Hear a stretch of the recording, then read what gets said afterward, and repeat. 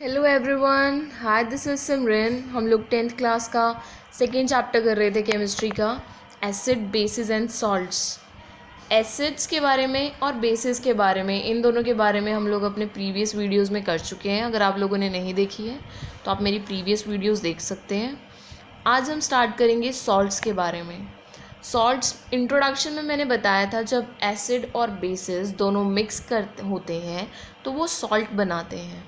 ठीक है, तो सॉल्ट क्या होता है? ये एक प्रोडक्ट होता है of neutralisation reaction between an acid and a base. For example, अगर आप एग्जाम्पल लेंगे तो एग्जाम्पल के लिए NaOH प्लस HCl। NaOH सोडियम हाइड्रोक्साइड जो एक बेस है, स्ट्रॉन्ग बेस है।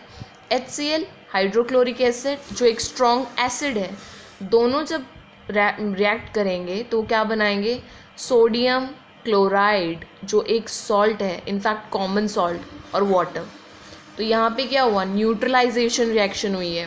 ठीक है, इसी तरह NH4OH plus HCl gives NH4Cl plus water. तो हम सॉल्ट्स को क्या कह सकते हैं? हम सॉल्ट्स को इस तरह से भी डिफाइन कर सकते हैं। सॉल्ट्स में ऑल्सो भी defined as the compound formed when the hydrogen ion किसका? एसिड का, वो रिप्लेस होता है बाय द मेटल आयन और द अमोनियम आयन। जो मेटल आयन के साथ ये जो है ये रिप्लेस हुआ है किससे? इसके बेस के मेटल आयन से। ये मेटल आयन है, इसने इसको रिप्लेस किया ताकि वो NH4Cl बना सके, जो कि एक सॉल्ट है। ठीक है, अगर हम जर्नली जो सॉल्ट्स की रिएक्शन होती है, जैसे हमने जर्नल पढ़ी है पीछे एसिड और बेसिस में भी, तो जर्नल रिएक्शन इसकी जो बनती है वो ये बनती है। एसिड के साथ हाइड्रोजन आयन, हाइड्रोजन होता है ना Ha, क्योंकि हाइड्रोजन आयन हमने लिबरेट कराना है, तो Ha बेस MOH। M यहाँ पर क्या है? मेटल डिनोट कर रहा है। तो क्या होगा? ये मेटल जो है इसे हाइड्रोजन को डिस्प्लेस कर देगा, रिप्लेस करेगा, ताकि मेटल और इसका एसिड का A ये जो है ये एक सॉल्ट बनाए और वाटर बने। वाटर किसका बने? वाटर किससे? एसिड के हाइड्रोजन आयन से और मेटल के हाइड्रोक्साइड आयन से, राइट? तो वाटर बनेगा। ये जर्नल था। कैटाइन जो आता है, कैटाइन क्या होता है? Positive charge. पॉजिटिव चार्ज जो होता है हमारा वो कैटाइन होता है, वो हमेशा बेस से आता है। देखा ना, M+ जो है मेट प्लस आयन है, ये कैटाइन है। एक कैटाइन कहाँ से आया है? बेस से आया है। जबकि ये जो है ये एनायन है, और एनायन कहाँ से आया है? एसिड से आया है। Anion negative, cation positive, right?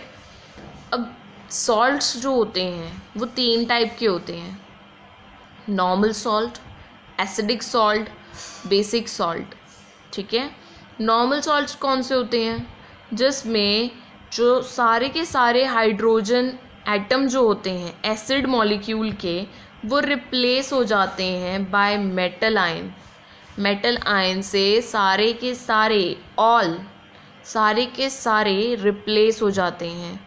वो होते हैं हमारे नॉर्मल सॉल्ट। जैसे अगर हम एग्जाम्पल दें NaCl, ठीक है, ये हमारा एक एग्जाम्पल हो सकता है। एसिडिक सॉल्ट्स क्या होते हैं? Salts obtained by partial replacement of H+ ions in acid molecule by metal ion.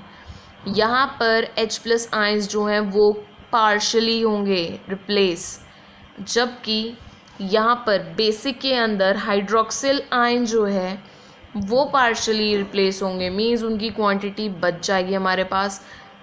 अब एग्जाम्पल से मैं आपको रिएक्शन से समझाती हूँ। ये हमारे पास एक रिएक्शन है, NaOH प्लस HCl gives NaCl plus water, right? ये एक हमारे पास बेस है, ये एसिड है, और हमने डेफिनेशन में पढ़ा है जो हमारा बेस है या मेटल आयन है वो एसिड के सारे हाइड्रोजन एटम्स को रिप्लेस कर देता है, तो वो सॉल्ट बनाता है, रिप्लेसमेंट हाइड्रोजन आयन की। यहाँ पर जो ये सॉल्ट बना है, तो क्लोरीन के साथ कोई भी आपको हाइड्रोजन एटम नहीं दिख रहा, सारे हाइड्रोजन एटम की रिप्लेसमेंट हो चुकी है सोडियम से। दैट मीन्स ये जो है ये आपका नॉर्मल सॉल्ट है।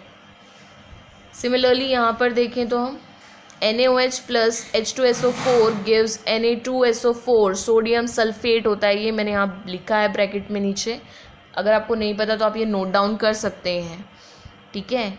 यहाँ पर भी जब ये हाइड्रोजन सल्फेट में से सारे हाइड्रोजन एटम रिप्लेस हो चुके हैं by the sodium metal ion, जिससे सोडियम सल्फेट बना है। यहाँ पे कोई आपको हाइड्रोजन दिख रहा है? नहीं ना, ये एक नॉर्मल सॉल्ट बने हैं हमारे पास। ये नॉर्मल सॉल्ट्स के एग्जाम्पल हैं, ठीक है। नेक्स्ट एग्जाम्पल लेते हैं हम H2SO4 सल्फ्यूरिक एसिड।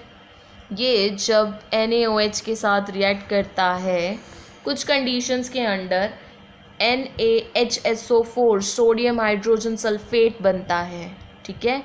यहाँ पर सोल्ट के अंदर आपको हाइड्रोजन एटम मिल रहा है, तो पार्शियली रिप्लेसमेंट हुई है एसिड में से हाइड्रोजन की। दैट मीन्स यहाँ पर हाइड्रोजन एटम हमें मिल रहा है, कुछ पार्शियल रिप्लेसमेंट हुई है हाइड्रोजन की, हाइड्रोजन सॉल्ट में मिल रहा है, तो ये एक एसिडिक सॉल्ट है। सिमिलरली कार्बोनिक एसिड के अंदर जब आप एक बेस सोडियम हाइड्रोक्साइड मिक्स करते हैं, रिएक्ट कराते हैं, तो मिलता है हमें sodium hydrogen carbonate.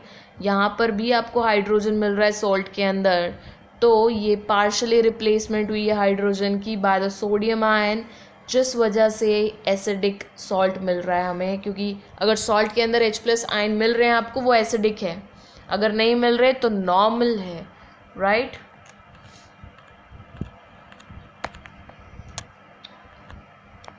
Now the next example is calcium hydroxide plus HCl, right। ये आपको क्या देगा? Calcium hydroxy chloride, OH ion आ गए यहाँ पर आपके पास, ठीक है। जब आपके पास सॉल्ट में OH आयन आएगा तो वो आपका बेसिक सॉल्ट होगा, ठीक है। अगर आपके पास सॉल्ट में कोई भी नहीं आता है, आपके सारे हाइड्रोजन एटम और हाइड्रोजन एटम कम्प्लीटली रिप्लेस हो जाते हैं मेटल आयन से, तो वो आपका नॉर्मल सॉल्ट होता है। जब आपको पार्शली रिप्लेस हो हाइड्रोजन एटम सॉल्ट आपके मेटल आयन से, तो वो एसिडिक सॉल्ट होता है।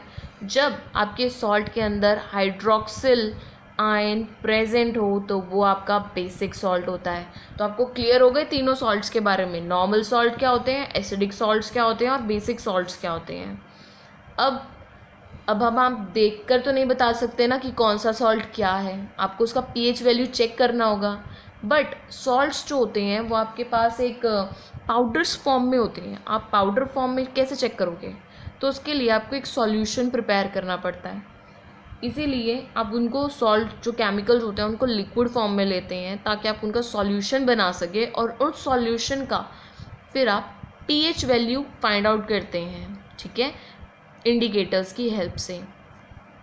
तो जो हमारा, अगर हम सिंपल रिज़ल्ट, अगर हम डायरेक्ट रिज़ल्ट्स पर जाएं तो वो ये है, अगर एक सॉल्ट सॉल्यूशन जिसके अंदर स्ट्रॉन्ग एसिड है और स्ट्रॉन्ग बेस है, तो वो जो सॉल्ट बनता है, जो सॉल्ट फॉर्म्ड होता है वो न्यूट्रल होता है, ठीक है। तो जो सॉल्ट बनता है, अगर स्ट्रॉन्ग एसिड स्ट्रॉन्ग बेस के साथ सॉल्यूशन बनाता है, तो जो सॉल्ट बनता है वो न्यूट्रल बनता है सॉल्ट सॉल्यूशन। अगर सॉल्ट सॉल्यूशन के अंदर एक स्ट्रॉन्ग एसिड है, दूसरा वीक बेस है, स्ट्रॉन्ग एसिड है और वीक बेस है, तो वो सॉल्यूशन जो बनेगा, सॉल्ट सॉल्यूशन बनेगा, वो एसिडिक इन नेचर होगा, क्योंकि जो एसिड की क्वांटिटी है वो ज़्यादा है सॉल्यूशन में, मतलब H+ आयंस प्रेजेंट जो होंगे सॉल्यूशन के अंदर वो ज़्यादा होंगे, जिस वजह से सॉल्यूशन जो है वो एसिडिक होगा। अगर सॉल्ट सॉल्यूशन के अंदर वीक एसिड है, ठीक है, वीक एसिड है विद अ स्ट्रॉन्ग बेस, और स्ट्रॉन्ग बेस है, तो वो जो सॉल्यूशन बनेगा वो बेसिक इन नेचर होगा। वीक एसिड स्ट्रॉन्ग बेस मतलब ज़्यादा हाइड्रोक्सिल आयन, जिस वजह से सॉल्यूशन जो होगा वो बेसिक होगा। तो क्लियर हुई चीज़, स्ट्रॉन्ग एसिड स्ट्रॉन्ग बेस बनाता है आपका neutral salt, strong acid weak base बनाता है आपका acidic solution, weak acid strong base बनाता है आपका basic solution, right. Basic solutions आपके कंप्लीट हुए। अगर आपको ये वीडियो पसंद आई है प्लीज़ इसे लाइक कीजिए, ज़्यादा से ज़्यादा लोगों तक इसे शेयर कीजिए। अगर आपको कोई भी डाउट है प्लीज़ मुझसे कमेंट सेक्शन में पूछिए and do subscribe my channel. Thank you.